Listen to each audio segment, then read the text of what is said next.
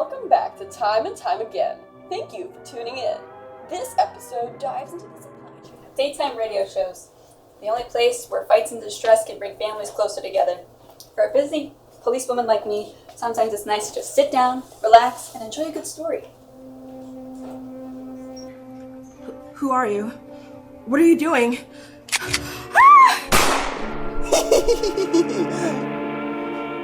But I suppose all stories come to the same end.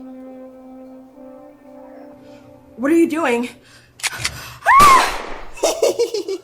Time and Time Again is brought to you by Little Timmy's Chocolate Emporium. It's a fake. I can't believe we're spending time on this. How can you be so sure? Now, why would someone who wants to get away with a murder do it on a live broadcast? To start a panic, maybe? And they've certainly succeeded at that. These are all the letters we've received just this morning from concerned citizens demanding that we look into it. It's a soap opera. We don't respond to kids' letters saying Tintin's in trouble. Did you hear that laugh? That's not the laugh of a silly prankster. That's the laugh of a deranged killer. Oh, please. You may be right, Casey, but honestly, we don't know anything. All we know is that the actress's name is Mary Stevenson, and she hasn't been seen since after the last episode. You will apply for a job as an actress for the show. It's not like you're inexperienced. I can't even listen to the radio without getting pulled into a murder. A murder out in the open can only mean one thing. They want it to be heard. They sure put on a hell of a show, but what did they want us to hear? And what was behind the curtain?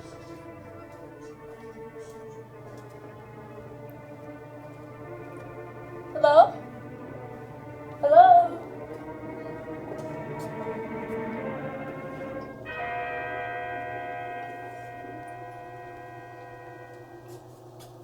Oh, hello. Oh, hi, I'm Janice. Steven. I'd like to apply for an acting position, now that it seems you're short a woman. Who can I speak to about applying? Yes, well, how soon do you think you could start? I guess I could start whenever you like. Perfect. Okay, so usually we have 3 actors, myself, my brother, and Mary. But after last week, of course, we're short a woman. So I've been trying to do Mary's character myself, but my falsetto isn't the finest. Oh, what happened to your brother? He's not around anymore.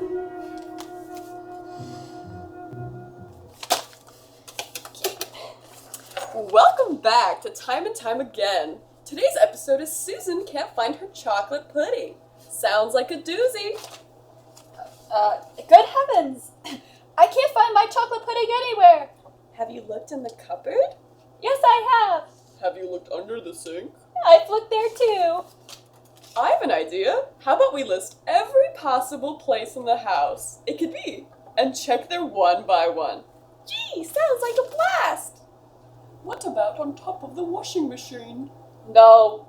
What about under the second most couch cushion on the blue couch in the basement? Oh, nothing's there but some candy wrappers and Grandma's ashes. Grandma's ashes? What's she doing there? We must have forgotten about her. Well, that's just terrible. Why don't we spend some quality time honoring Grandma by getting some new chocolate pudding from Little Timmy's Chocolate Emporium? Yay! Your show is rather chocolate-centric. It's what the people like. I just follow trends. So about your other actors. Oh my, yes. Such a sad story. We were just recording a few days ago, and a man just barged in here and shot poor Mary. Did you see this man? Any distinctive features, maybe? He was wearing a tall hat with the letters LTCE. LTCE. What does that mean? I don't know. Do you know what the man was after? Why'd he want to kill Mary? Not a clue. Mary never hurt a fly. She only ever made people happy. Hell, me and her were just about to start our own chocolate shop before she was killed. We were gonna call it the Confection Detection. A personal little shop. Not like this Little Timmy's Chocolate Emporium. That place is the size of a country, no personality to be found. I wish they weren't our sponsor! And your brother? My brother. He never understood me. He never understood the joy that chocolate can bring. I wouldn't be surprised if he killed Mary just to spite me! I'm sorry, I didn't mean to upset you. I'm not upset! I just need some chocolate. It helps me calm down. A rage between two men is a recipe for a dish best left off the menu. What strange games are being played here?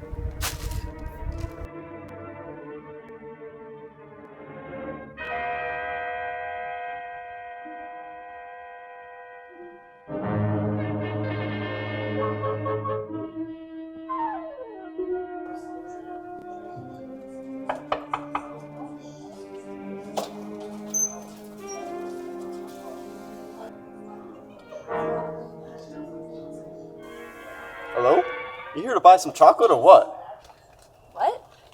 You're Little Timmy's Chocolate Emporium. Is that where you're supposed to be? Oh, I'm writing a piece for Chocolatier Weekly. Can I interview you? Really? Certainly. The name's Gone, because wherever there isn't chocolate, I'm gone. Mr. Gone, do you find it impersonal at all to work at a chocolate shop so large? You sound like my brother. Your brother? He thinks chocolate shops should be small and personal, but they should be big to spread as much joy and laughter as they can. Has this issue gotten between you two? Goodness, yes. I was over at his house the other week and we were having some laughs, and I bring out some of my chocolate, just as a gift, you know? And then all of a sudden, he just starts screaming at me that I'm a sellout. He thought my business would be in competition with his. But as I said, we could both sell chocolate and both have a good time. Luckily, I had Mary with me. Mary? She was the love of my life. We used to bathe in chocolate every night. We would pour chocolate in our eyes and see the world through a chocolatey lens. But she's gone now. I don't know what happened, but I haven't heard from her all week. There are many times when you shouldn't believe what you hear, but the sound of a man crying over the woman he used to eat chocolate with always rings true.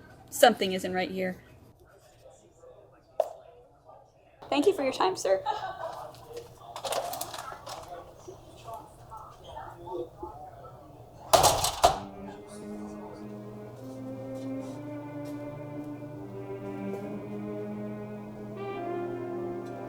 Who are you? What are you doing? Is that good? Do you want me to do it again? More scared? No, that's great. Now I just need to cut in the recording of my brother. He's gonna pay so much for this.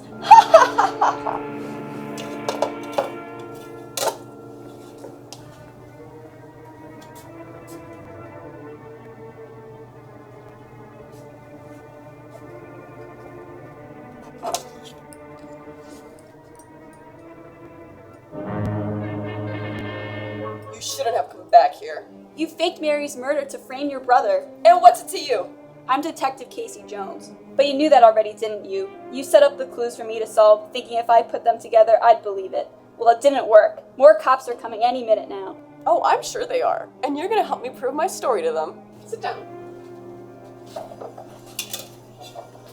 you go. Welcome back to Time and Time Again. Before we get into today's episode, we have a short interview with New York City policewoman Casey Jones.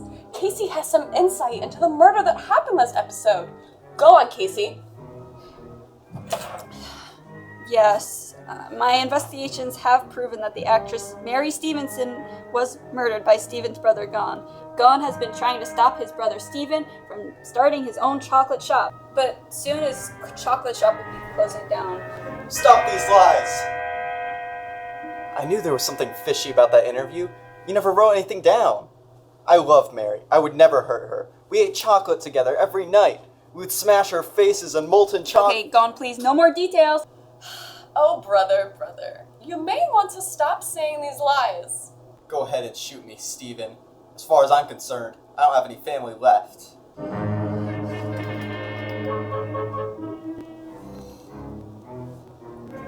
Wait! Mary? Mary? Detective Susan? Thank God, you're alive, Mary. That's Special Agent Miranda Mumps to you. I've been working undercover all along. Undercover? Why didn't you tell me sooner? I'm not working for the NYPD. I'm working for a secretive department in the FBI, Confectionery Detection Department. We investigate bakeries, candy shops, and chocolatiers for ulterior motives. And that includes seeing if they have any dirty dealings with the cops. You sent me to investigate your own murder? I had to make sure you wouldn't turn a blind eye just for some free chocolate. I'm happy to say, Casey, you did great. So all the chocolate we ate, None of it was real? I'm sorry, Gon, but the safety of the confectionery industry is bigger than both of us. The world of sweets is far more bitter than you could imagine, Miss Jones. But it was all for the people. I would kill anyone, but only so the people could experience the joy of chocolate. I know, Stephen, but now all of New York knows too. And I have one of the best policewomen in New York to vouch for it. You can count on me.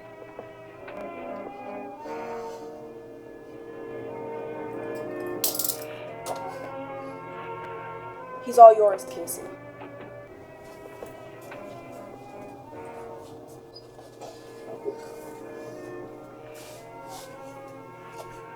Where am I going? The big house. Will there be chocolate there? Not even a drop.